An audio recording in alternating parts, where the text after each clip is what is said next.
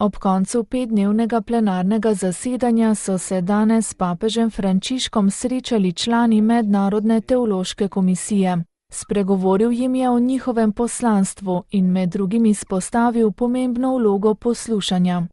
Vaše poslanstvo je služiti cerkvi, kar ne predpostavlja samo intelektualne kompetence, ampak tudi duhovne drže, je dejal papež in med slednjimi navedel poslušanje.